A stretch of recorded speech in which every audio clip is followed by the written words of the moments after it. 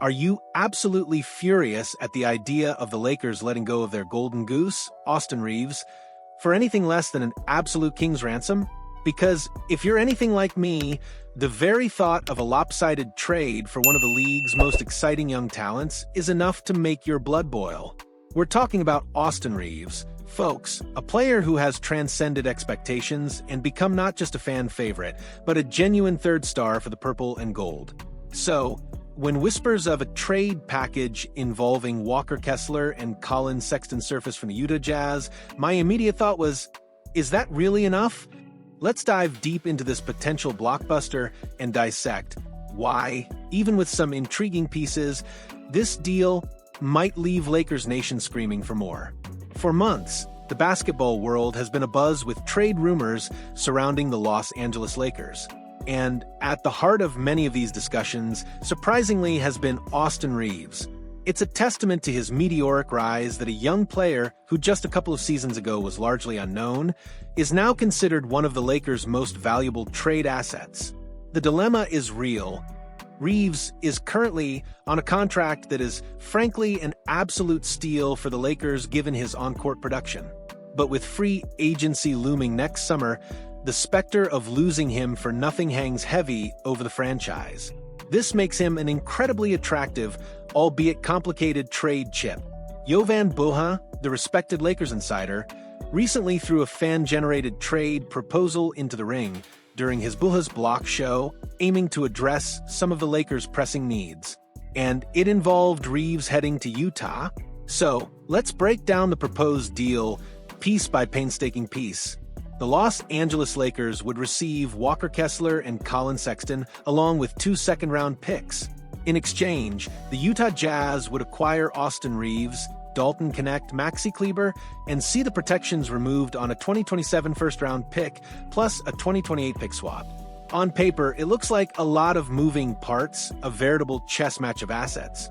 But when Buha posed this scenario to guest panelist Anthony Irwin, the reaction was swift and decisive. I don't think the Lakers do this one. And frankly, it's hard to argue with Irwin's immediate gut feeling. His primary sticking point? I just don't think Kessler is enough to get back for Austin in the Lakers' eyes. This isn't a knock on Walker Kessler. Mind you, the 7-foot Jazz big man is an absolute force in the paint. Last season, he averaged a double-double with 11.1 points and 12.2 rebounds, to go with an astounding 2.4 blocks per game. Imagine that defensive anchor alongside Luka Doncic. He'd be an immediate and significant upgrade over Jackson Hayes, providing that much-needed rim protection and rebounding the Lakers desperately crave. The fit, from a basketball perspective, is undeniably tantalizing. Then you add Collin Sexton to the mix. Sexton is a relentless, high-motor guard who brings a potent blend of scoring and defensive tenacity. Last season, he put up 18.4 points and 4.2 assists per game, shooting an impressive 48% from the field and 40.6% from beyond the arc. His expiring contract next season also offers some financial flexibility for the Lakers.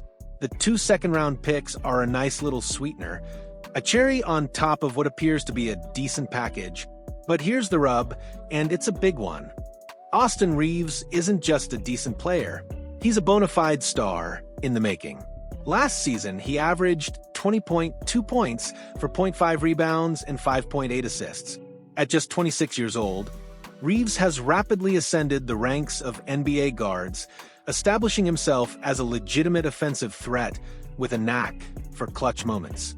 His blend of scoring, playmaking, and unwavering confidence has made him a linchpin of the Lakers' offense, and many evaluators around the league view him as a potential max-level player.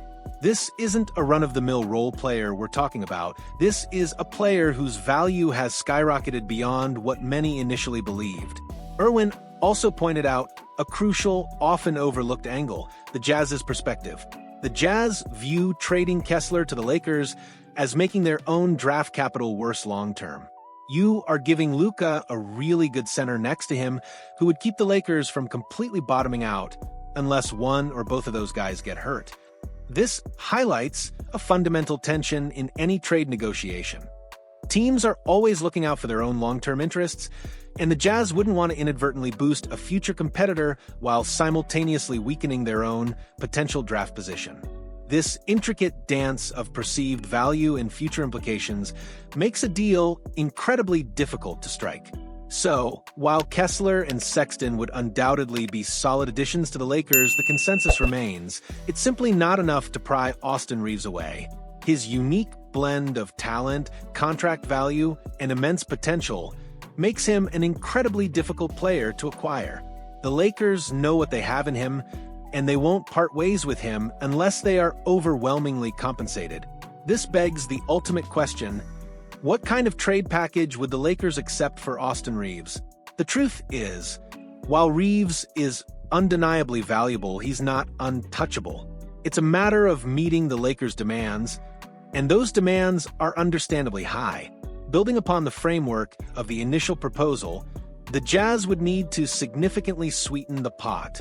One name that immediately springs to mind and has been floated in other discussions is Lauri Markkanen. Imagine the offensive firepower Markkanen would bring to the Lakers, adding another true star alongside Luka Doncic. Of course, acquiring a player of Markkanen's caliber would necessitate further adjustments for the Lakers, primarily to absorb his contract. This could involve dipping into their war chest of expiring contracts, perhaps including Rui Hachimura.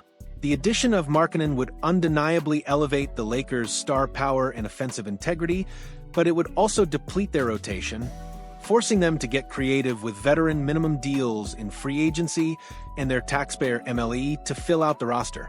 Ultimately, the key takeaway here is this: Austin Reaves is a premium asset. The Lakers understand his value, and they won't settle for anything less than a return that truly moves the needle for their franchise. This isn't just about adding good players. It's about acquiring pieces that fundamentally change their championship aspirations. The proposed deal for Kessler and Sexton, while intriguing, doesn't quite get them there.